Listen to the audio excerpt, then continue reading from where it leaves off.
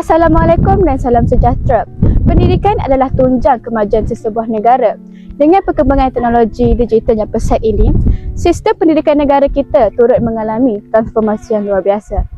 Dalam dokumentari khas ini, mari kita meneroka bagaimana bahan digital dapat memperkasakan sistem pendidikan negara. Hai semua. Hai. Korang tengah buat apa tu? Tengah study lah. Oh. Alamak, aku terlupa buat buku test lah. Jangan risau. Sekarang ni semua perkara di hujung jari. Macam aku sekarang ni, aku guna Anyflix je. Jadi tengah buat macam ni. Ini. Yang ni macam ni. Man, kau tengah buat apa tu? Aku tengah baca buku kat dalam Rak Maya ni. Untuk apa? Aku kan nak menang anugerah Nilau. Oh, macam tu. Okey, jom sambung. Yang ni. Dunia pendidikan kini berada di era digital. Dengan adanya bahan pembelajaran dalam bentuk digital, para pelajar bukan sahaja dapat mengakses maklumat dengan lebih mudah, tetapi juga berpeluang untuk meneroka pembelajaran dengan efektif. Assalamualaikum semua. Salah ya, Cikgu. Hari ni kita akan jawab kuis. Korang dah boleh start jawab kuis dalam grup yang cikgu bagi. Seiring dengan kemajuan teknologi, murid kini mempunyai peluang dalam menyertai pelbagai aktiviti co-curriculum tanpa batasan tempat.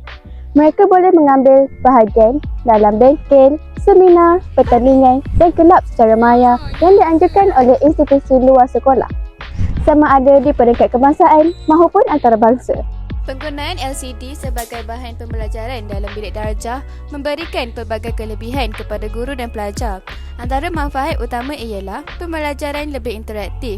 LCD membolehkan guru memaparkan slide, video, animasi dan bahan multimedia lain untuk menarik perhatian pelajar. Penggunaan bahan digital seperti LCD dapat menjadikan pembelajaran lebih menarik dan berinteraktif. Yang kedua, dapat meningkatkan pemahaman pelajar.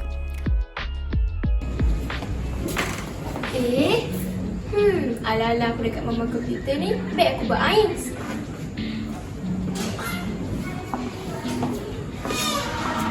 Makna komputer bukan sekadar tempat untuk mengakses pelbagai aplikasi pembelajaran, tetapi juga satu platform untuk meningkatkan ilmu pengetahuan di luar waktu pembelajaran formal.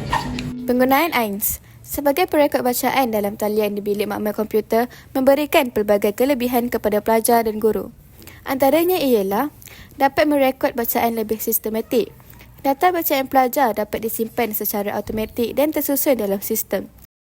Guru yang mengajar di makmal komputer dapat memberikan pelbagai kelebihan kepada pelajar, terutama dalam pembelajaran yang berkaitan dengan teknologi dan kemahiran digital. Antaranya ialah dapat mengakses kepada teknologi terkini.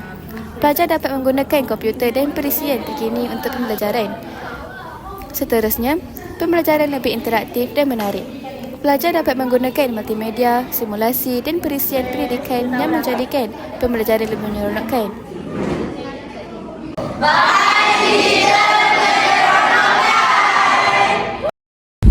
Pendidikan digital bukan lagi satu pilihan, tetapi satu keperluan dalam dunia moden. Dengan usaha yang berterusan daripada pelbagai pihak, kita mampu memastikan setiap pelajar mendapat akses kepada pendidikan berkualiti melalui bahan digital. Semoga usaha ini dapat terus memperkasa pendidikan negara dan melahirkan generasi yang lebih berdaya saing. Saya Nur Iman Anisha binti Rosli, pengacara TVPSS. Hingga bertemu lagi.